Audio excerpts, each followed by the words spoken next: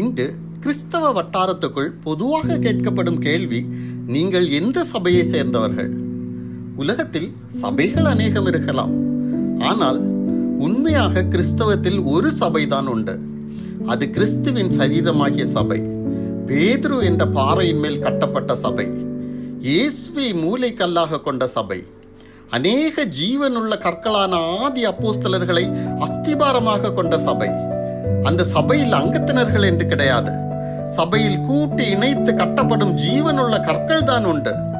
கிறிஸ்துவின் மாளிகையாக இசைவாய் கூட்டி இணைக்கப்பட்டு கட்டப்படும் அந்த சபையில் உள்ள ஒரு ஜீவனுள்ள கல் தான் நான். நீங்கள் அந்த சபையின் ஜீவனுள்ள கல்லாக மாற்றப்பட்டிருக்கிறீர்களா? இது கிறிஸ்துவின் சரீரமாகிய சபை. எனவே எல்லா கற்களும் ஒரே விதமாக செதுக்கப்படுவதில்லை. ஒவ்வொரு அவயவங்களில் உள்ள கற்களும் வித்தியாசமாக செதுக்கி அலங்கரிக்கப்படும். பரிசுத்த ஆவியானவரே செதுக்கி இசைவாய் கட்டும் சிற்பாசாரி. வரைபடத்தை வடிவமைத்து கொடுப்பது பிதாவாகிய தேவன். ஒவ்வொரு கல்லின் நோக்கமும் வெவ்வேறு. அது எந்த அவயவத்தில் இசைக்க செதுக்கப்பட்டுள்ளதோ அதை பொறுத்தே நோக்கம் அமையும்.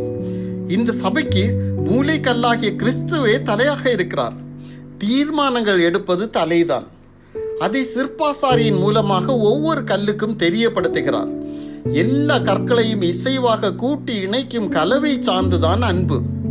அனைத்து அவயவங்களும் அதில் உள்ள கற்களும் இணைந்து இசைவாய் செயல்பட வேண்டும்.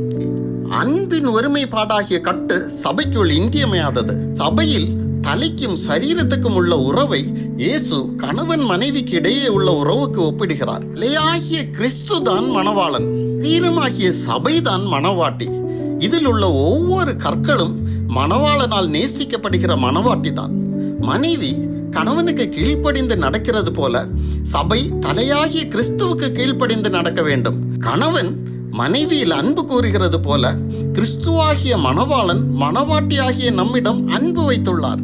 அந்த மணவாட்டியை பாவ அடிமைத்தனத்திலிருந்து மீட்க தன்னுடைய ஜீவனையே தியாகம் செய்து தன்னுடைய இரத்தத்தை கிரயமாக செலுத்தி மீட்டெடுத்துள்ளார். ஒவ்வொரு கற்களும் அவருடைய இரத்தத்தால் விலைக்கு வாங்கப்பட்டவைகள். பிரியமானவர்களே, நீங்கள் அவருக்கென்று நியமிக்கப்பட்ட மணவாட்டி. ஆட்டுக்குட்டியானவரின் கல்யாணம் சமீபித்து வந்து விட்டது. மணவாட்டியாகிய சபையை தன்னோடு சேர்க்க அவர் வேகம் வரப்போகிறார். அழகான மணவாட்டியாக உங்களை அலங்கரித்துக் கொள்ளுங்கள். அவர் விரும்பும் அலங்காரம் பரிசுத்த அலங்காரம் தான். மணவாளன் தன்னோடு சேர்த்து கொள்ள போவது பூமிக்குரிய கூடாரமாகிய இந்த சரீரத்தை அல்ல, இதற்குள் வாசம் செய்யும் உள்ளான மனிதனை தான். வெளிப்புற சரீர அலங்காரம் அவருக்கு தேவையில்லை. உள்ளான மனுஷன் தான் பரிசுத்த அலங்காரத்தை பெற்றுக்கொள்ள வேண்டும்.